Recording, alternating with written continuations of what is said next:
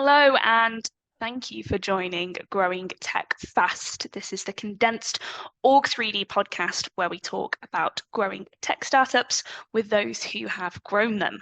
Today, I am joined by Naomi, and it's great to have you on the podcast today, Naomi. How are you doing? I'm great, thank you. Thank you for having me. No, it's an absolute pleasure. Really excited to hear more about yourself and empact today.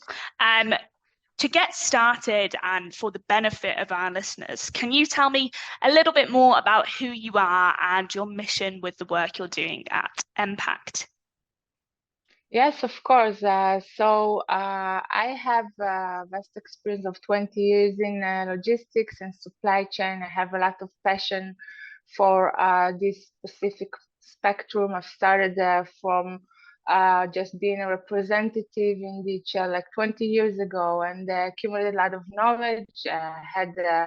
I was filling key positions in high-tech company as logistics manager, and then decided to start my own company. And my journey was like in the last 7 years, which is a very fascinating journey. I mean, I never imagined to have my own startup, but I'm very much eager into developing a solution that can contribute to businesses and expand the local footprint of foreign businesses in other countries. This is what makes me really passionate about.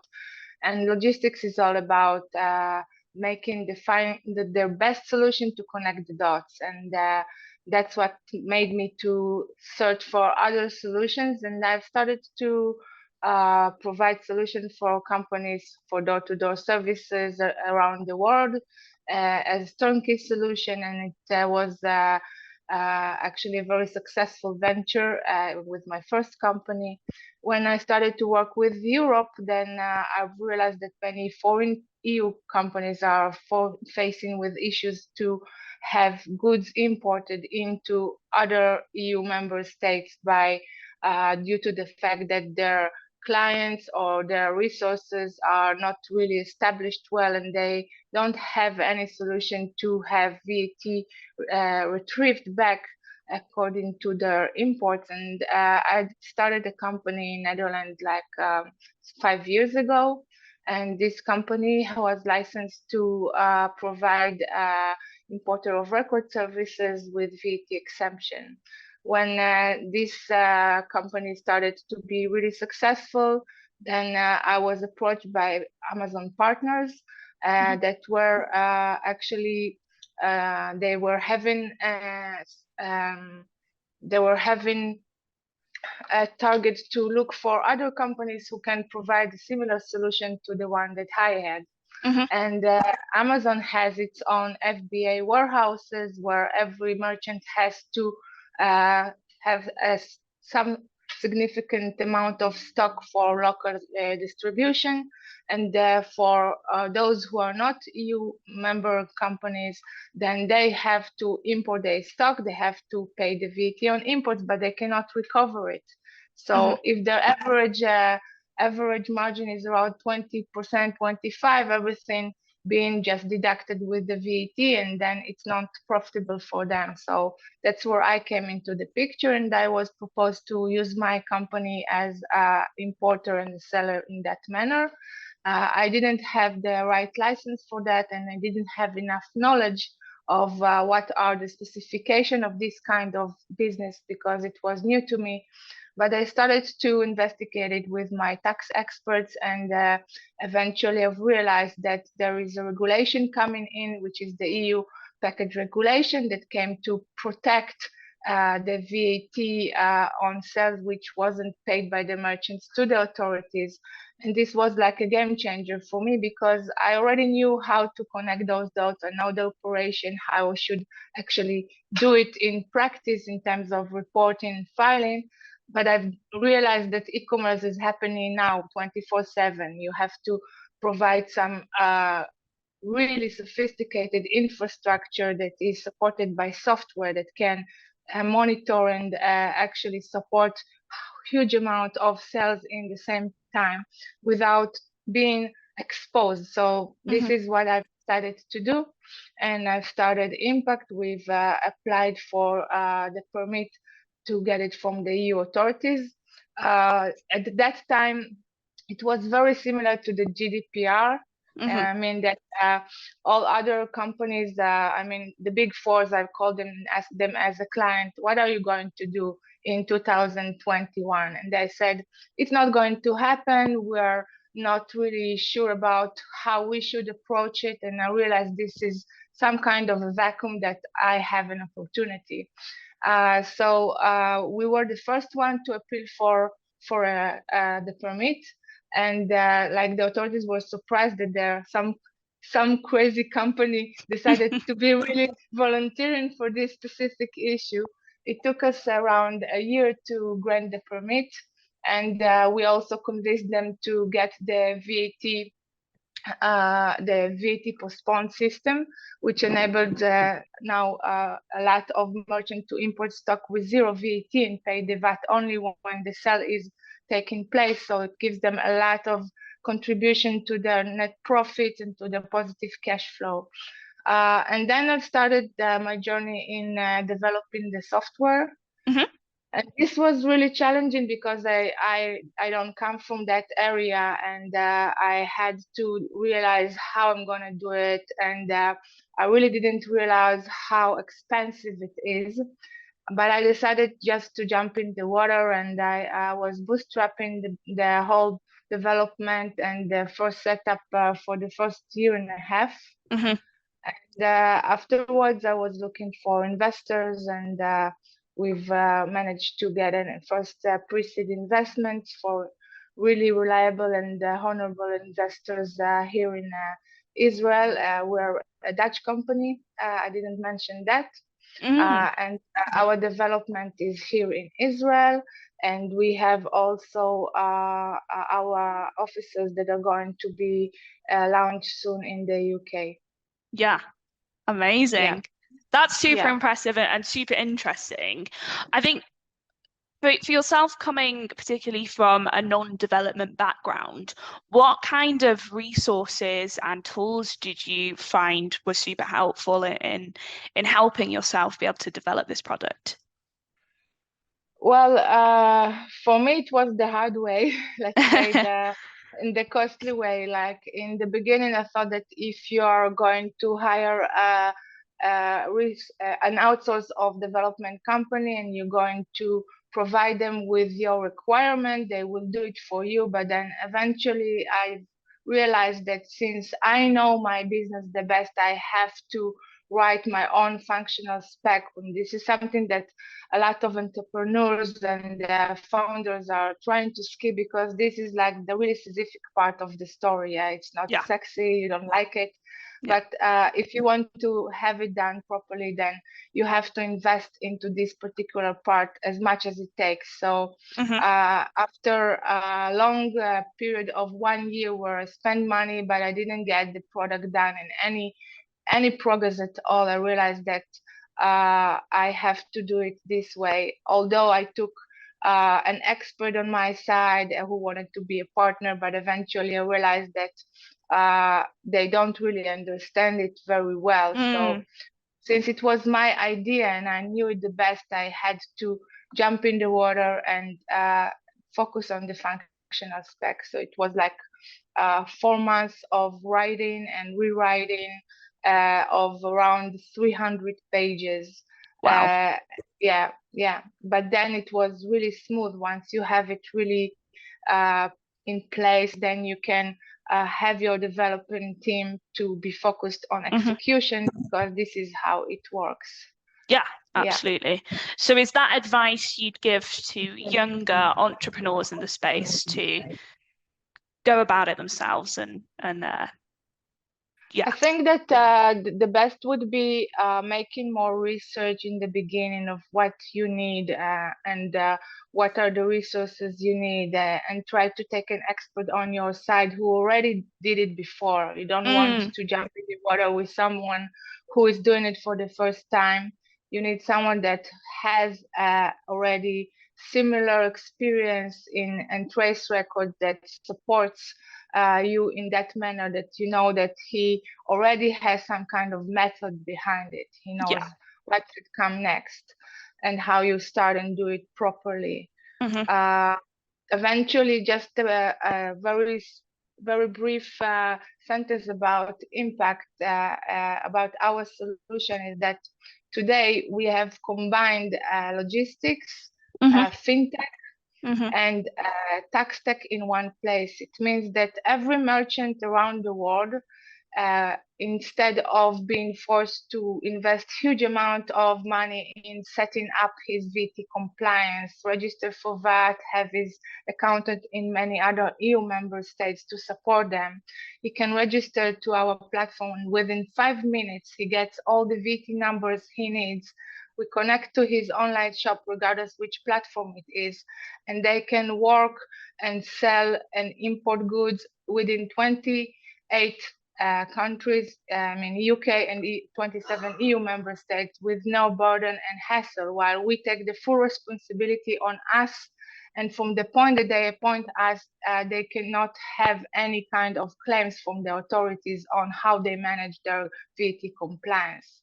And this is a very cost-effective solution, because in a year time, it costs you less than the first setup.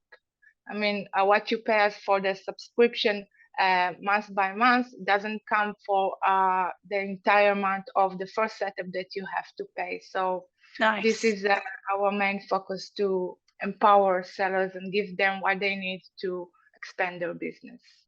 Amazing. Okay. Well, let's go on to talk a little bit more about startup life and maybe some of the challenges that you've had to overcome. So my first question on that is, are there any particular moments in Empact or in any of your career really that have triggered a change to your thinking towards startup life? Well, of course, many of moments that you. First, I have to say that this is the loneliest journey. I mean, Mm-hmm. nobody can really understand how it feels to be in your shoes, and you have to be really committed to what you're doing, and you get surprised all the time, because there is no guidelines book that tells you, hey, you need to do that, you need to be careful from that. And you have to be really alerted about and ask yourself the tough questions. I mean, sometimes you want to believe you do it right, but you have to question yourself whether what I'm doing is really promoting my purposes, and maybe there is some other way which could be a better way. So uh, and the answers are not easy. I mean, you don't Yeah. have not all the questions that you ask, you would like the answers that you're getting from yourself. But eventually, I think that the hardest thing is to understand that you don't really know for sure that you're doing the right thing. Yeah. And the hardest thing for me was to get an investment. And I had a mentor on my side, and he told me, anything that you will do will be minor against having the investment done completely and getting the funds that you need.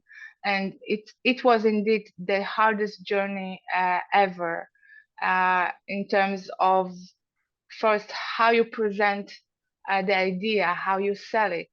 And not always, there are different type of investors. Not all of them really understand, and they are coming from the same background. So you need to be focused on who would be the right candidate for you.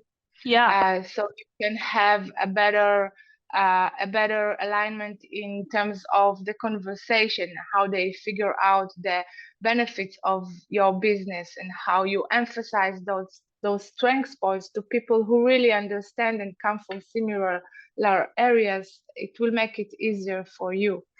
Oh, wow. And another thing is how you evaluate yourself and Mm-hmm. your business, because sometimes you know that you're coming to a breaking point. You don't have the money, they want to give it to you, and then they understand the terms and they know how much equity you're willing to give against the investment. But eventually, when you get the term sheets, it's different from what you've been talking about, and then you are in kind of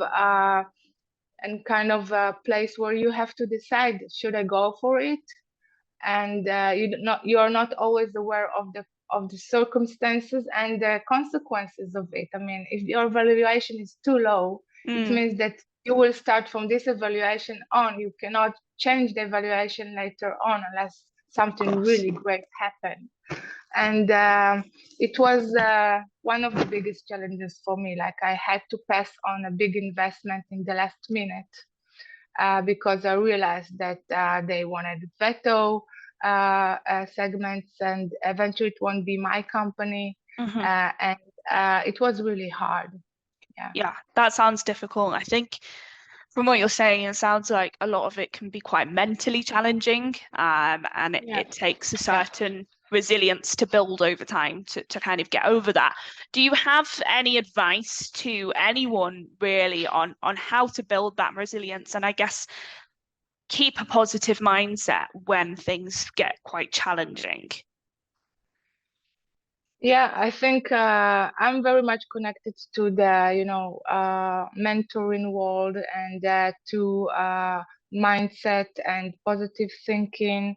But I think that eventually it all comes to commitment. I made a promise to myself before I started that regardless the circumstances or how hard it's gonna be, I'm going to be committed to it until the end of it. I mean, until it succeeds. And there is no other chance that I will accept any other result, which is not success. Yeah. And if you're committed to it, no matter how hard is the struggle, you will not give up. That's true. And as long as you're in a movement and you're not freezing, you can do mistakes, but you are moving ahead. Sometimes you think that it is a failure, but there is no failure. Love it. There are no failures. There are only success if you just move on beyond. Yeah, absolutely. So we've maybe been through some of the hurdles of startup life, but what have been some of the greatest moments, some moments you've really enjoyed or really sought satisfaction, I guess? I think the biggest moments were like when we were getting in touch with one of the biggest career companies in the world, and we made a demo for them. And our software wasn't really that much at that time, but one of the key positions there said that it seems like you have realized something that I cannot say the company name, but one of the big 3 courier companies in the world says that you figured something out that we haven't figured out yet. Nice. And today, if we want to have a certain access to a certain amount of data, we have to wait or we have to search for it while you have it all synced all together, and we want it. So it was like a really good assurance about, hey, you're doing the right thing. Yeah, I love that. That must be a great feeling. So everything you've learned now in the past few years doing this, do you have any advice for your 20-year-old self? If you could go back in time and give yourself some advice for the future, what would you tell yourself? I would tell myself to investigate more, perhaps, before you get into the road and start. And I would tell myself that don't trust anyone who is not fully on your side until he's on your side. Yeah. That's my best advice, because this world is really hectic, and you can never know what is the nature of the other people intentions until you really get into the point that you know it, right? Agreed. But, and you have to listen to your intuition. Intuition is very strong tool for many people, and for myself, it's always right. Absolutely. And keen to know, who are some of your role models that you look up to in life? Wow. Well, there are a few of them. I have to say that I start every morning with a podcast of one of my favorite mentors, and I really love Tony Robbins. Before I started, I went to Tony Robbins in London conference for 4 days. It was really Nice. amazing. Uh, back then, after 4 years, I had a conference that I was participating and exhibiting in the same place, so it was really exciting. Also, I really adore Les Brown. He has one sentence that I really like. It's amazing. Is that if you can see it in your eyes, you can hold it in your hand, and Nice. it's really like that. You have to visualize it. Yeah. And obviously, Oprah Winfrey is one of my favorites because she's a woman role model that did it against the odds. Mhm. And I really believe that you can do it against the odds. I mean, you define whether you can do it or not other people. That's amazing, and I love that. Anything regarding women in business or women in tech is Yeah. super interesting to me, and I'm sure our audience as well. So that's great. Okay, final question for me is regarding what advice you've been given in the past. So do you have a favorite quote from? Doesn't have to be someone famous. It could be someone in your life that said something to you and it was a really key point in your life for inspiration. Yeah. Don't let your past define your future. Love it. Yeah. Your Absolutely. past is not your destiny, that's for sure.